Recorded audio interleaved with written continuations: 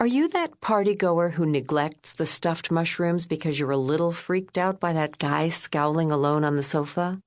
Or perhaps you avoid the mushrooms because you're worried that other people will see you pigging out. Perhaps you just aren't hungry, the party is a disappointment, and you wish you were at home in bed. Maybe you're the partygoer who does eat the stuffed mushrooms, about half of them, because once you start, you just can't stop. If any of these sound like you, congratulations, you could have a neurotic personality. Neuroticism is about avoidance. Neuroticism is about anticipating the worst and retreating. It's about being the first person to come in out of the rain and the last to believe the storm has passed. A neurotic brain is attracted to angry faces, to shouts of alarm, to catastrophic headlines. It commits life's harshest lessons to memory and does not forget them. For a strongly neurotic person, life is not a bowl of cherries. A neurotic brain is more upset by stressful events than a less neurotic brain would be. A person with a neurotic personality is inclined to be moody and emotional at best.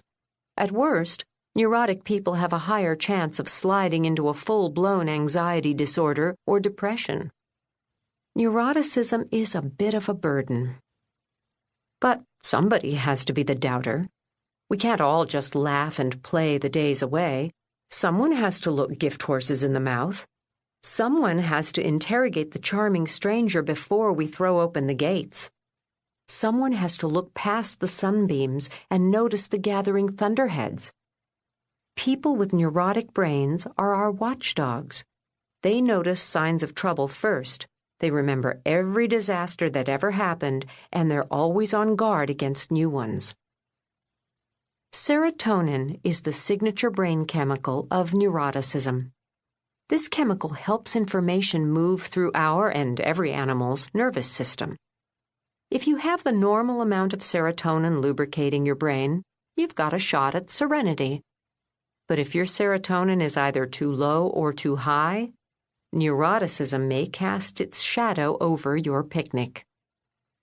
The amygdala is the mascot brain region of the neurotic personality. Named after an almond and tucked deep between your ears, it's an ancient emergency control center. This little nut has the power to dismiss your fancy intellect when circumstances call for action instead of analysis.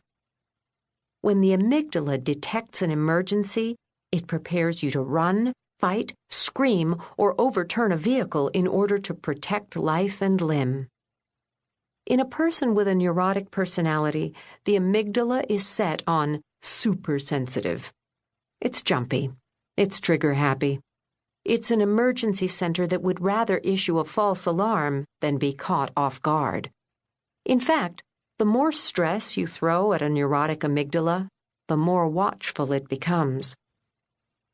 But neuroticism does more than keep us all safe from lightning and spiders and mayonnaise left out overnight.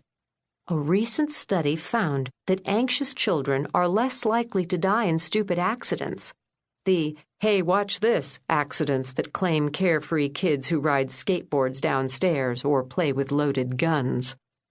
The neurotic personality also appears to convey a certain blessing of intelligence, particularly the planning variety that helps a person to avoid surprises. The anxiety and depression facets of neuroticism are heavyweights in human happiness.